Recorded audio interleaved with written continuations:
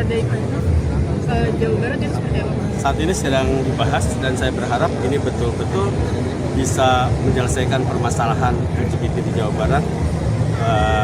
Kami pemerintah Provinsi Jawa Barat berkomitmen untuk memberantas seluruh praktik-praktik LGBT di Jawa Barat. Urgensinya seperti apa di Jawa Barat? Urgensi di Jawa Barat sendiri seperti apa? Ya, sudah sangat memprihatinkan karena ini sudah merambah semua kalangan, ya, semua kalangan, ASN, TNI, Polri, dan juga generasi muda kita. Saya berharap dengan keluarnya nanti Perda tentang LGBT di Jawa Barat ini bisa menjadi acuan kita untuk melarang semua tempat di wilayah Jawa Barat tidak ada lagi ruang untuk LGBT. Untuk sektor pendidikannya seperti apa pencegahannya Pak nanti? Pencegahannya kita akan edukasi, kita berikan pemahaman-pemahaman kepada mereka dan juga kita akan berikan sanksi yang tegas juga kepada pelaku dari LGBT tersebut. Ya, sehingga ada efek jera dan tidak ada lagi generasi muda yang mengikuti LGBT tersebut.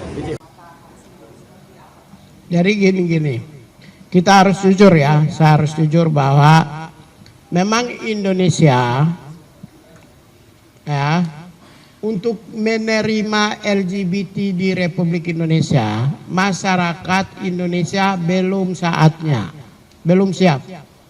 Kita jujur ya, bahwa rakyat Indonesia, rakyat ya dalam konteks ini masyarakat, entah lo agama apa, suku apa, di Indonesia ini belum saatnya untuk bisa menerima LGBT.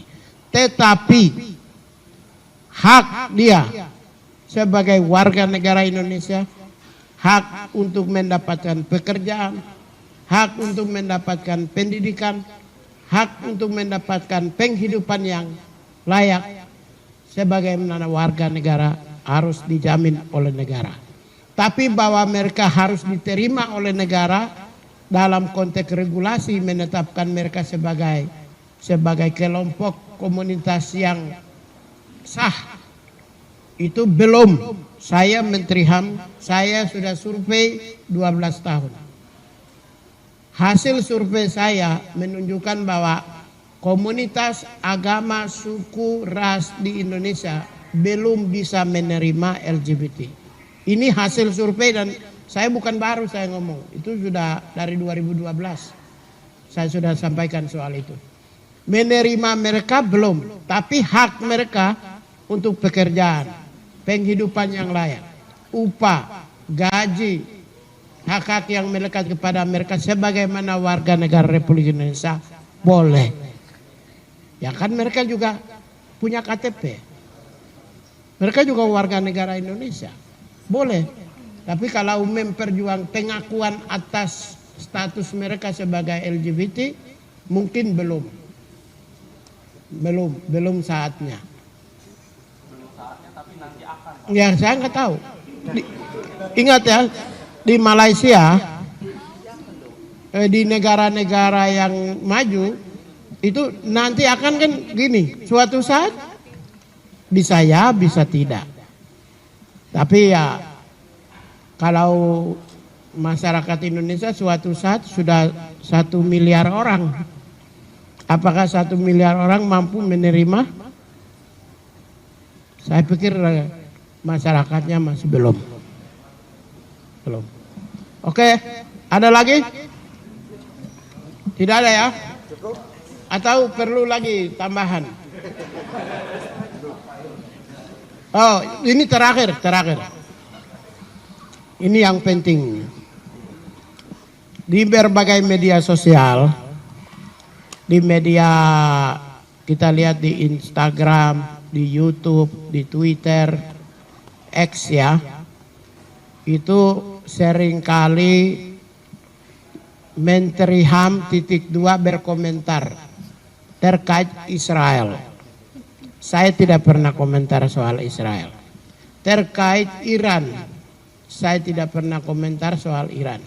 Terkait MBG dihukum mati, saya tidak pernah kasih komentar. terkait Hidayat di Bandung. Saya tidak pernah kasih komentar. Hampir semua komentar-komentar yang tidak lewat X saya atau melalui media seperti ini itu hoax. Saya pastikan hoax. Nah, kalau media sih udah tahu ya, terima kasih, tidak pernah muat. Tapi yang lain kan juga viral sampai jutaan orang tuh.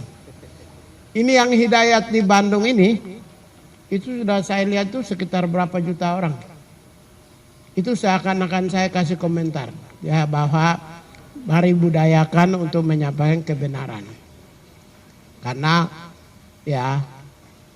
kalau kita menyebarkan berita bohong itu sama dengan merendahkan harga diri kita sendiri, karena kita sebagai seorang penjahat, kita sendiri melakukan pembohongan publik dengan merekayasa kata-kata orang lain seakan-akan itu untuk membangun pencitraan negatif terhadap seseorang. Bagi saya tidak akan pernah memproses hukum. Ya biarkan aja, silakan sesuka-sukanya, tapi sebaiknya yang bermartabat ya. Kalau ke Natalius mungkin sudah capek kali ya, bosan. Itu ada seseorang juga yang bikin video di Instagram sampai 20 lebih yang menyerang saya semua. Saya nggak pernah respon. Akhirnya dia sendiri yang menyerah sendiri. Seorang ya nggak perlu saya sampaikan nanti kepala besarnya. Oke ya, begitu ya. Terima kasih banyak. Assalamualaikum warahmatullahi wabarakatuh. I love you. I love you. I love you. I love you. Nah, ini yang diviralkan lebih enak. Iya kan? Karena kekeringan sekarang itu, kekeringan cinta.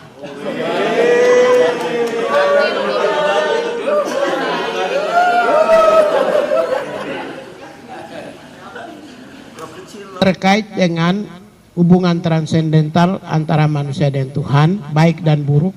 Nah, mental itu terkait dengan disiplin, rajin, tanggung jawab, objektif, imparsial, cekatan. Nah, itu mental. Oleh karena itulah yang diinginkan, diharapkan ke depan itu bukan pendidikan fisik. Bukan pendidikan fisik, tapi pendidikan mental yang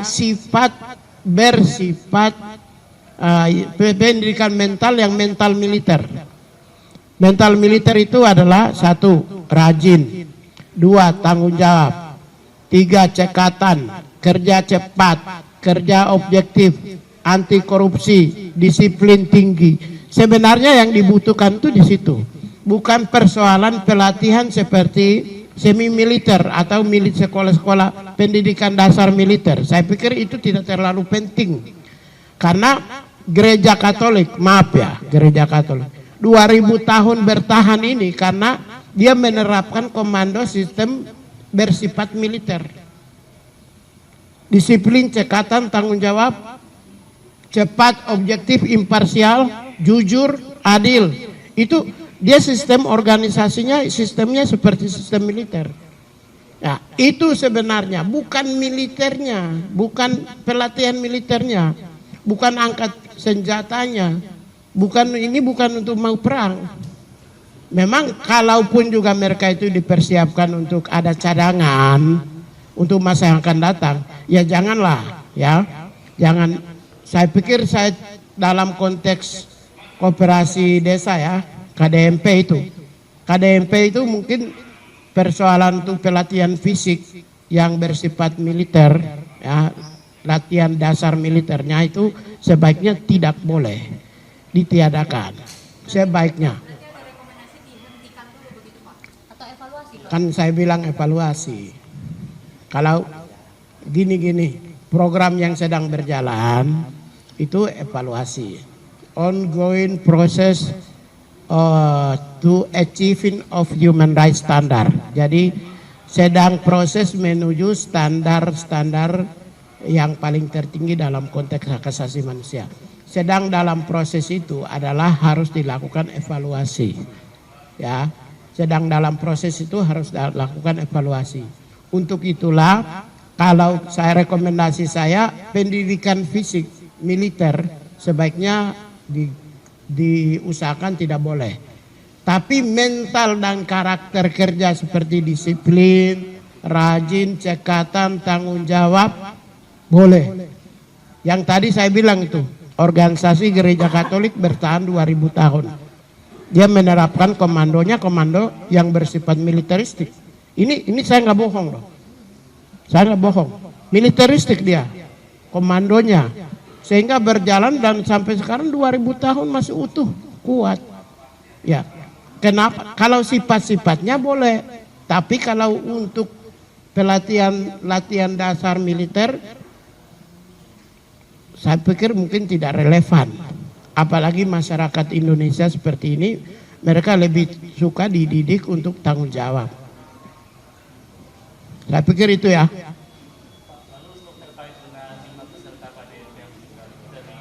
Kalau saya kematian ini harus diusut. Tidak bisa dibiarkan, tidak boleh mengabaikan.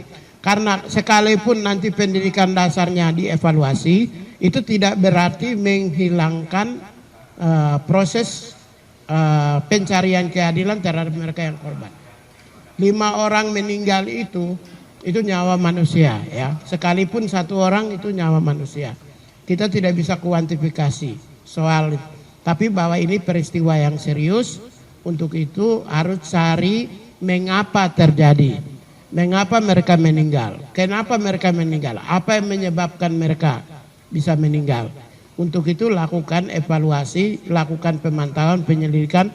Dan saya sudah perintahkan staf saya untuk cek juga supaya apa? Nanti supaya tidak boleh terulang kalau tindakan dan perbuatan yang sama pada masa yang akan datang. Kalau ada disebabkan oleh, kalau umpamanya disebabkan oleh ada kelalaian faktor manusia, diproses juga. Tidak boleh biarkan. Kalau ada orang yang menyebabkan, misalnya akibat disebabkan ada orang lain yang menyebabkan kematian pada orang lain, proses. Tidak boleh abaikan.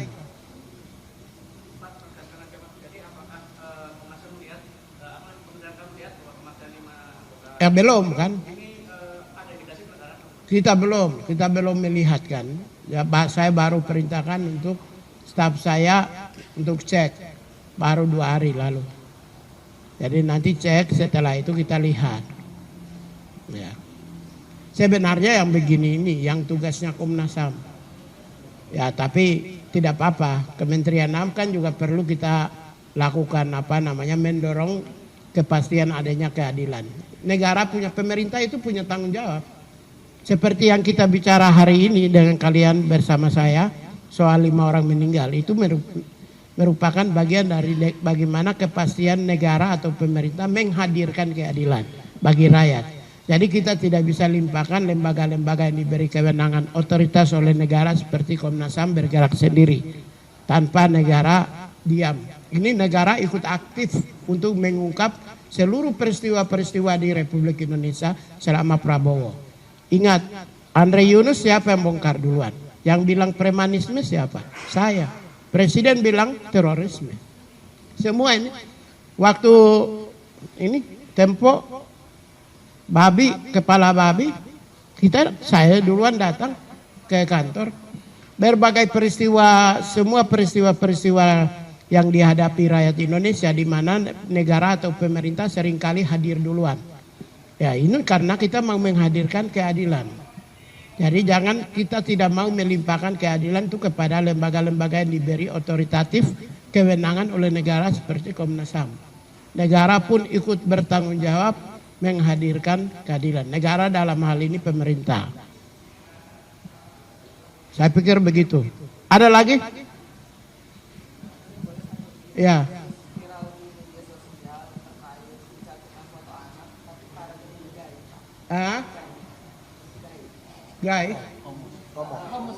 Gay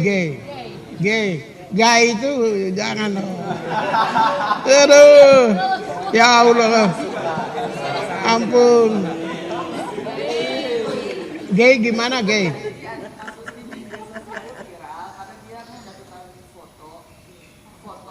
ada anaknya juga Pak.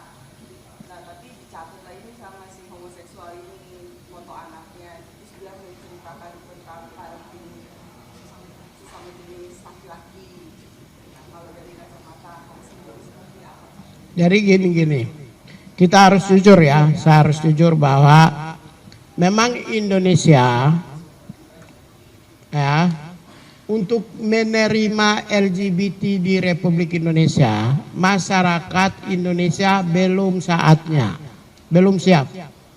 Kita jujur ya, bahwa rakyat Indonesia, rakyat ya dalam konteks ini masyarakat, entah lo agama apa, suku apa, di Indonesia ini belum saatnya untuk bisa menerima LGBT. Tetapi hak dia sebagai warga negara Indonesia, hak untuk mendapatkan pekerjaan, hak untuk mendapatkan pendidikan, hak untuk mendapatkan penghidupan yang layak sebagai warga negara harus dijamin oleh negara. Tapi bahwa mereka harus diterima oleh negara dalam konteks regulasi menetapkan mereka sebagai kelompok komunitas yang sah, itu belum. Saya Menteri HAM, saya sudah survei 12 tahun. Hasil survei saya menunjukkan bahwa komunitas agama, suku, ras di Indonesia belum bisa menerima LGBT. Ini hasil survei dan saya bukan baru saya ngomong. Itu sudah dari 2012. Saya sudah sampaikan soal itu. Menerima mereka belum, tapi hak mereka untuk pekerjaan, penghidupan yang layak, upah, gaji, hak-hak yang melekat kepada mereka sebagaimana warga negara Republik Indonesia boleh. Ya kan mereka juga punya KTP. Mereka juga warga negara Indonesia. Boleh. Tapi kalau memperjuang pengakuan atas status mereka sebagai LGBT mungkin belum saatnya. Ya saya nggak tahu. Ingat ya, di Malaysia, di negara-negara yang maju itu nanti akan kan gini, suatu saat bisa ya, bisa tidak. Tapi ya kalau masyarakat Indonesia suatu saat sudah 1 miliar orang, apakah 1 miliar orang mampu menerima? Saya pikir masyarakatnya masih belum. Oke, ada lagi? Tidak ada ya?